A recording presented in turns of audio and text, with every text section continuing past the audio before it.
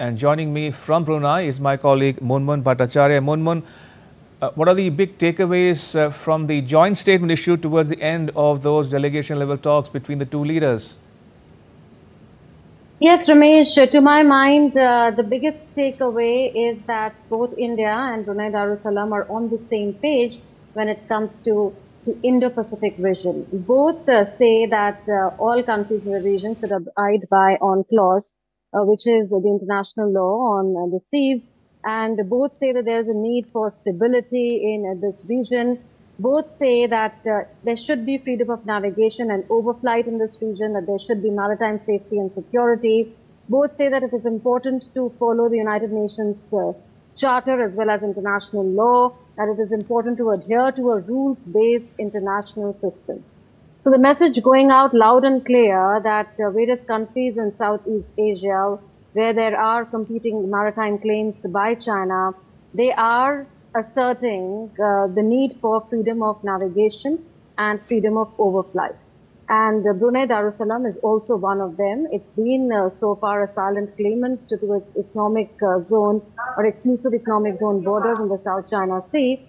But the change seems to be more than incremental in this joint statement that has been issued. We still need to read between the lines to understand the gravitas of the joint statement because, like I said, almost everything here has been mentioned, and that may well mark a huge change in Brunei Darussalam's foreign policy in this region vis-a-vis China. Now, having said that, there are new areas of cooperation that have been stressed upon.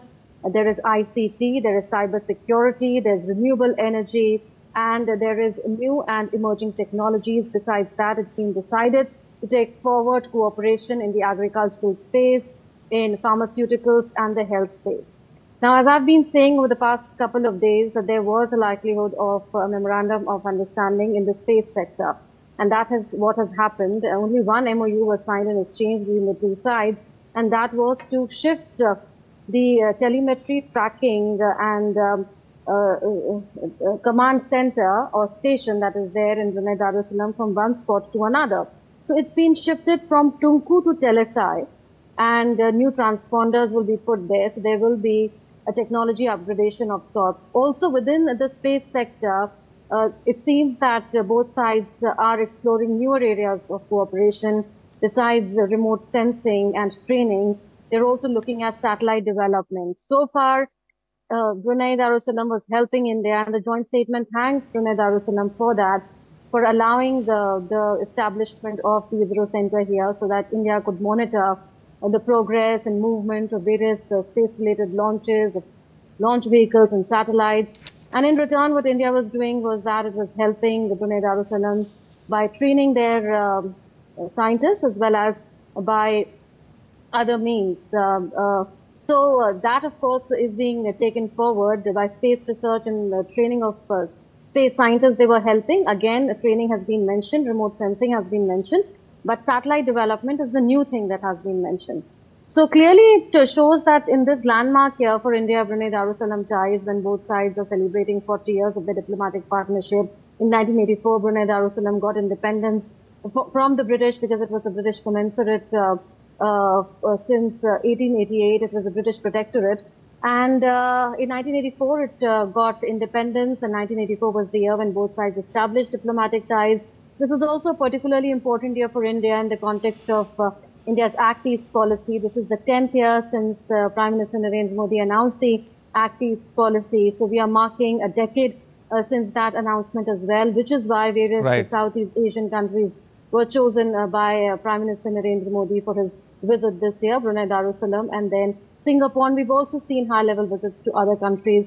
Also, Malaysian Prime Minister and the Vietnamese Prime Minister were in India some time back, and even President of India had gone to Fiji, to New Zealand and Timor-Leste. So a lot of focus in this part of the world as far as India is concerned.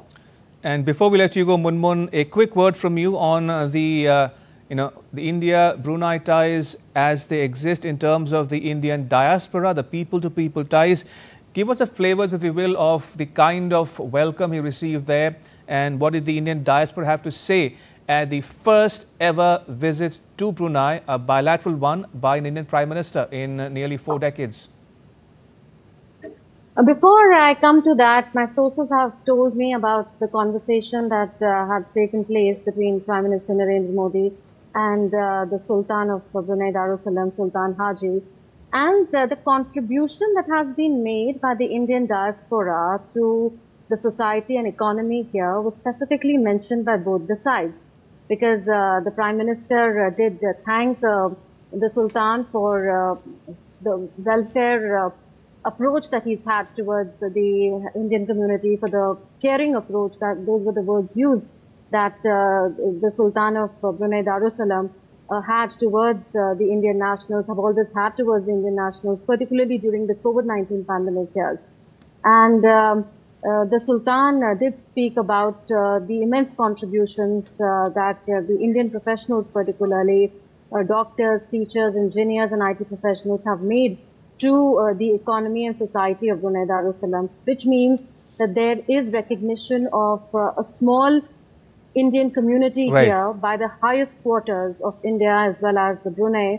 And of course, the Indian community or the Indian diaspora here was very excited. They got an opportunity to meet the Prime Minister at least twice on day one at the hotel where he was. He got a very warm welcome and reception from them. And then after that, at the inauguration of the new Chancery building of the Indian High Commission, again, there was an opportunity for the Indian diaspora to meet him, and he struck conversations, heartfelt, at that with the various members of the community there. There were students, there were children, there were those who were volunteering for the decor of the new Chancery building. And then, of course, at the mosque, he was warmly received by members of the Indian community, particularly Muslims.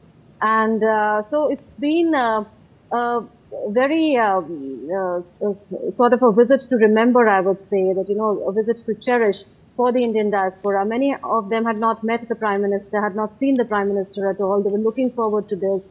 And they feel a very strong sense of connect with India. Now with a direct flight starting from the 5th of November, they'll get an opportunity to visit India more often. More Indians will get to come here, work here. And tourism, of course, business ties, investment ties, trade ties, they're all set to get a boost. So people-to-people ties have definitely got a boost with this visit of the Prime Minister. All right. On that note, Munmun, thank you. Appreciate it for joining us and sharing your inputs.